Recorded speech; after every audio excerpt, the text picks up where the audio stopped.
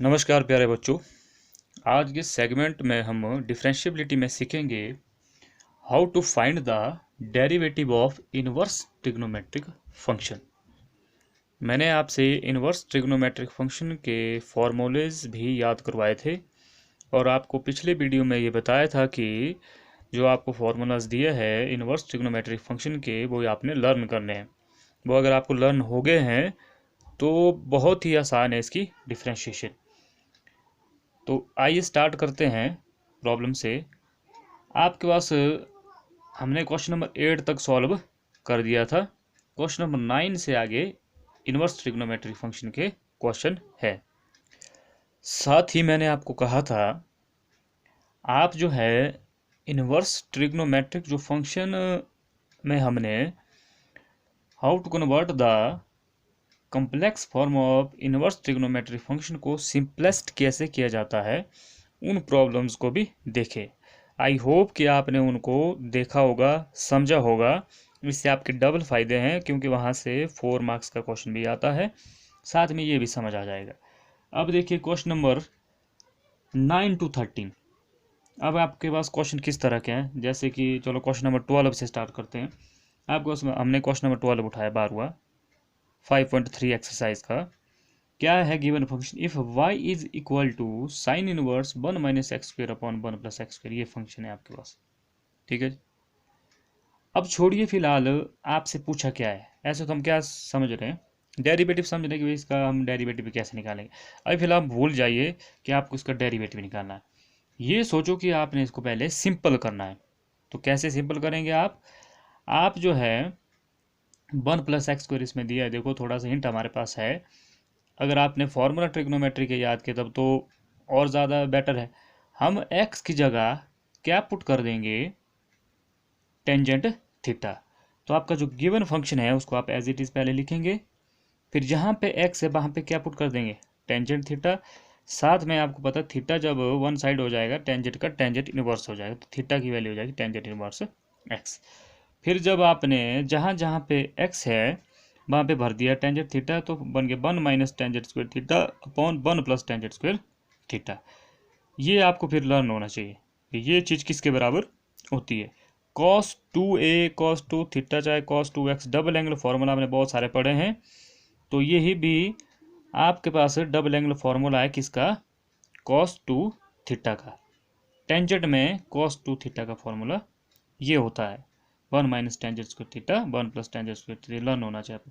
Sine inverse रहा as it is, यहाँ आ गया कॉस 2 थीटा। ये कॉस 2 थीटा क्यों आया, क्योंकि ये वाली जो चीज़ है ये इसके बराबर होती है, सिंपल है। अब देखिए यहाँ बाहर है साइन इनवर्स, अंदर है कॉस। साइन इनवर्स से कॉस तो कैंसिल होता नहीं है। सोचो अब कॉस को आप साइन में कैसे कन्वर्ट करेंगे।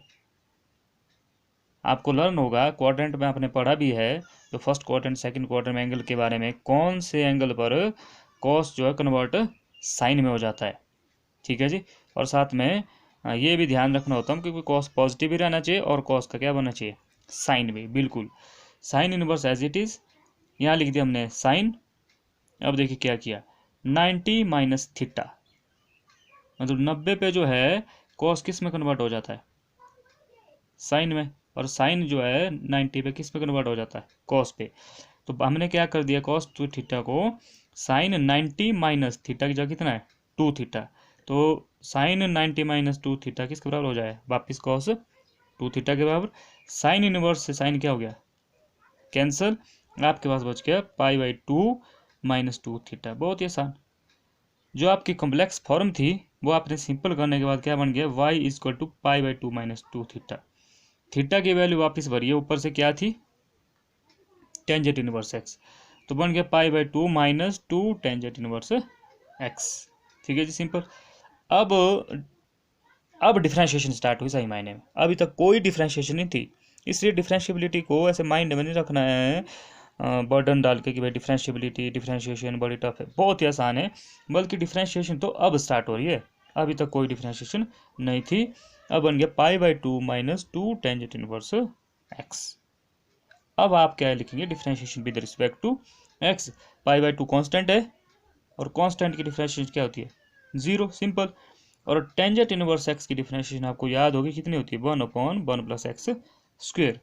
तो 1/1 प्लस एक्स स्क्वेयर इसकी डिफरेंशिएशन आ गई। फाइनल रिजल्ट आ गया -2/1 प्लस एक्स स्क्वेयर। आंसर आ गया, बहुत ही आसान। तो अब आपके पास क्वेश्चन को समझने के कई तरीके हैं। जैसे क्वेश्चन नंबर 9 से 13 सारे इनवर्स ट्रिग्नोमेट्रिक फंक्शन है। 9 से लेकर 13 जितने भी क्वेश्चन है ऐसे भी आप याद रख सकते हैं। वहाँ पे एक्स की जगह क्या पुट करेंगे आप, टेंजेंट थीटा। बाद में जब वो सिंपल बनेगा तो बहुत ही आसान उसकी डिफरेंशिएशन होगी। दूसरे में हमारे पास जब मैंने आपको बताया था क्वेश्चन नंबर 10 जो हमारा इस एक्सरसाइज का है वो एग्जाम्पल है। किस एक्सरसाइज का, 2.2 जो सिंपलेस्ट फॉर्म है उसके पीछे जो एग्जाम्पल है उनमें से ही बिल्कुल वही क्वेश्चन है ये क्वेश्चन नंबर 10। और क्वेश्चन नंबर जो 14 है हमारी इस एक्सरसाइज का वो भी सिंपलेस्ट फॉर्म की जो हमारे पास एक्सरसाइज है उसके पीछे जो एग्जाम्पल दिए है एज इट इज़ बिल्कुल वही एग्जाम्पल जो है यहाँ पे क्वेश्चन के रूप में उठाया है जिसकी हमने डिफ्रेंशिएशन करनी है। तो सिंपल उसको कैसे किया गया है वहाँ पे भी वो किया गया है। ठीक है जी। अगर नहीं आता है तो आप X equal to tangent theta put करके वहाँ पे फॉर्मूला बन जाता है टेंजेंट 3 थीटा का। नेक्स्ट जो आपका क्वेश्चन नंबर 13 उसमें भी आप पुट क्या करें एक्स को टेंजेंट थीटा। सवाल बन जाएगा इस तरह से 2 tangent theta upon 1 plus tangent square theta. Question number 9 में आपने पढ़ा। आंसर आ जाएगा कितना, आंसर क्या सिंपल फॉर्म क्या आ जाएगी साइन 2 थीटा। अब थीटा की वैल्यू आप वापस भरेंगे और बल्कि साइन को अगर कॉस में कन्वर्ट करना तो कैसे कन्वर्ट करेंगे, आपको पता है कि भाई आप इसका प्रयोग करेंगे बिल्कुल सिंपल इस तरह से 90 माइनस थीटा का। तो ये भी आप बड़ी इजीली कर सकते हैं। और जो एग्जाम्पल नंबर 14 मैंने आपको कहा क्वेश्चन नंबर जो 14 है वो बिल्कुल एग्जाम्पल है आपकी एक्सरसाइज 2.2 के पीछे एग्जाम्पल दिया है। और इस सवाल को भी बड़े इजीली आप कर सकते हैं। इसमें साइन इनवर्स में एक्स सवाल टूटेगा, साइन इनवर्स एक्स का डेरिवेटिव क्या होता है वो आपको पता है। तो पहले तो आपने सिंपल क्वेश्चन को करना है, उसके बाद सिंपल होने के बाद क्वेश्चन आपके इनवर्स ट्रिग्नोमेट्रिक फंक्शन बनेंगे सिंपल। ऐसा कॉम्प्लेक्स फॉर्म में उनका एंगल नहीं रहेगा, उनका एंगल भी सिंपल आ जाएगा। तो फिर आपको लर्न होना चाहिए कि भाई sine inverse cos inverse tangent inverse इनके डेरिवेटिव क्या होते हैं। अगर लर्न नहीं है तो फिर आपको वो दिक्कत होगी। डिफ्रेंशिएशन में मैक्सिमम जो फार्मूलाज है वो आपको लर्न करना पड़ेंगे और अदरवाइज डिफ्रेंशिएशन कुछ नहीं है। बल्कि आप देख रहे इस क्वेश्चन में भी आपने देखा डिफ्रेंशिएशन नहीं हुई बल्कि पहले सिंपल हुआ, डिफ्रेंशिएशन तो एक ही स्टेप में आ गई। अब क्वेश्चन नंबर 15 हम करते हैं, लास्ट क्वेश्चन इसका, जिसमें थोड़ा डिफरेंट सा है कि क्या पुट किया जाए। अगर आपके पास फॉर्मूला माइंड में है तब तो आप बड़े इजीली पुट कर सकते हैं। ये है आपका क्वेश्चन नंबर 15। क्या गिवन क्वेश्चन है, y is equal to secant inverse 1/2x² - 1। अब अगर आप ध्यान से देखें, याद कीजिए सीकेंट का बाई फॉर्मूला रिलेशन किसके साथ है, सीकेंट का रिवर्स कौन होता है। +1 के मैंने कई वीडियो डाले सीकेंट का रिवर्स, चाहे पंडित बद्री प्रसाद याद करो सीकेंट का इनवर्स कौन होता है, सीकेंट का इनवर्स है कॉस। ठीक है जी। तो इसमें अगर आप ध्यान से देखें, अगर इसमें कॉस को पुट किया जाए तो कॉस का कोई फॉर्मूला बनता है। अब सोचो कौन सा फॉर्मूला बनता है, याद आपको आ रहा होगा। इसलिए चलो हम सवाल को स्टार्ट करते हैं, फिर आपको याद भी आ गया होगा। हम यहाँ पे पुट करेंगे एक्स को कॉस थीटा, तो क्या बन जाएगा देखिए, सीकेंड inverse upon 2 cos square theta -1। 2 cos square theta किसके बराबर होता है, बिल्कुल सीकेंड इनवर्स 1/cos 2 थीटा के बराबर। 2 कॉस स्क्वायर थीटा -1 किसके बराबर होता है, cos 2 थीटा के बराबर। और 1/cos किसके बराबर होता है जी, सीकेंड के बराबर। और एंगल कितना है 2 थीटा।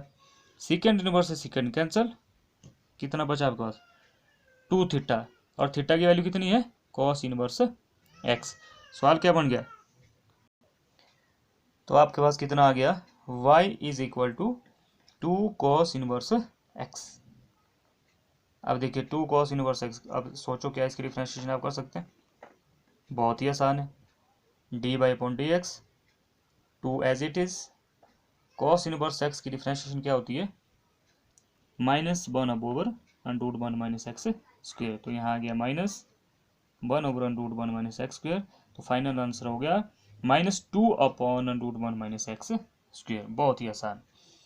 तो आपकी एक्सरसाइज 5.3 पूरी तरह से अब कंप्लीट हो जाती है। शुरू के जो क्वेश्चन थे वो यूवी फार्मूला पर थे, ठीक है जी, जिसमें आपको dy/dx वगैरह कॉमन लेना पड़ता था।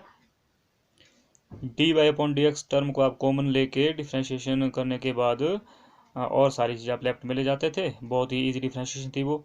और क्वेश्चन नंबर 9 के बाद आपके पास था how to find the derivative of inverse trigonometric function.